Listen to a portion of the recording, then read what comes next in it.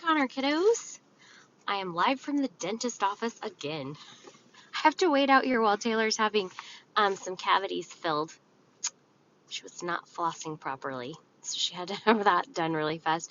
And you can't be inside waiting because of COVID, so I'm just hanging out in my car. So I thought I'll read you a story while I'm here. Hey, you guys did great getting your books back. I'm still missing quite a few, so get your books back. I still don't have any classes that have all of them turned in yet, so I'm still waiting for the last 2 people to get treats. And a quick shout out, when I got to school yesterday, there was this cute note left on my door. Too many books? I think what you mean is not enough bookshelves, which is so true in our case at our school. So Mr. Kevin Gibson, though, is building us bookshelves as we speak so that we can refill.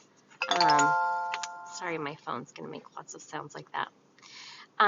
Refill our bookshelves and get more books put in there. So, thank you to Aram and Emma Berger for that. That was very sweet of you. Thank you. Okay, so we left off on the biggest bear where he had drank all the syrup from the McLeans.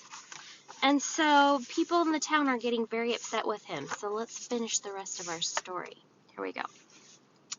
Finally, Mr. McLean started talking to Mr. Pennell. They both went to see Mr. McCarroll, and then they all came to see Johnny and his father.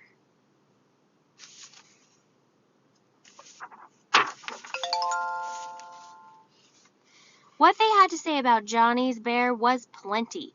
He was a trial and a tribulation to the whole valley.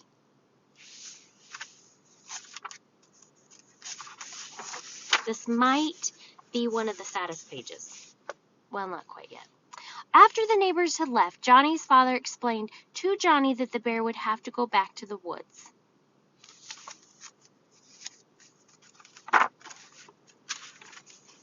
So the next morning, Johnny started out. They walked for miles due west on an old lumber road way past Baldwin's Hill to an old clearing that was overgrown with raspberries. Johnny explained to the bear that this time he had to go and leave him in the woods. He needed to live like the other bears. He gave the bear a last hug, and he started the long walk home.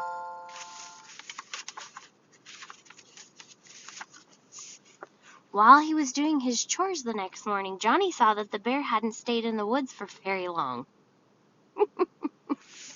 He's just like a dog. He knows his way back home. So Johnny started out again, due east this time to the blueberry bluff way past Watson's Hill, and when Johnny left him, the bear was eating blueberries very happily.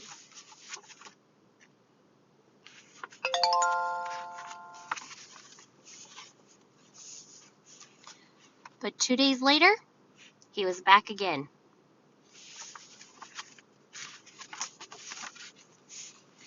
This time, Johnny took him due south and got a boat and rowed 2 miles out in the lake, and he left him on Gull's Island, which is a pretty big island.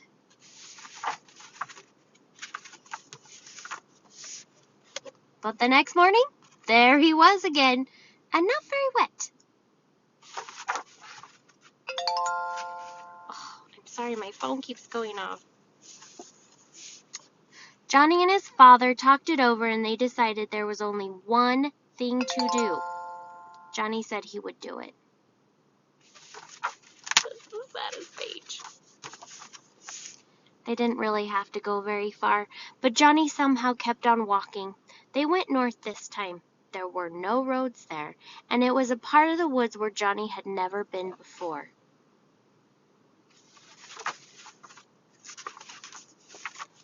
At last they stopped. Johnny seemed to have a hard time getting a bullet into his gun, and while he was working with it, the bear seemed to get a whiff of something. You see him smelling something in the air? Without warning, he took off out through the woods, with Johnny going with him.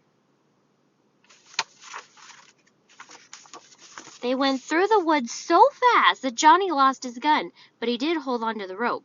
They seemed to be heading for a sort of little log house.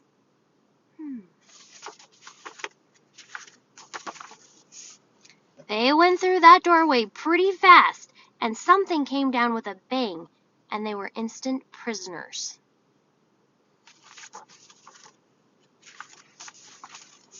When Johnny looked around, he saw the bear was happily chewing on a big lump of maple sugar that had been put in the trap for bait. Pretty soon some men came.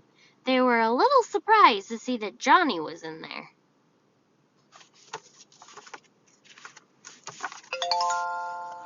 They explained to Johnny that they were getting animals for the zoo in their city.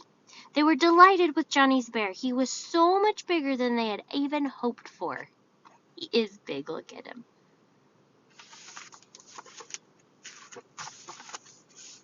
He will have a fine place to live, and all he wants to eat, the men told Johnny, and you can come and see him whenever you want to.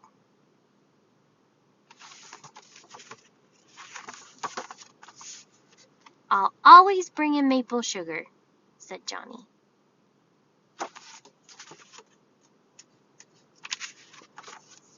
That's the end. So, I hope you like The Biggest Bear. I love this story, even though it's a really old book.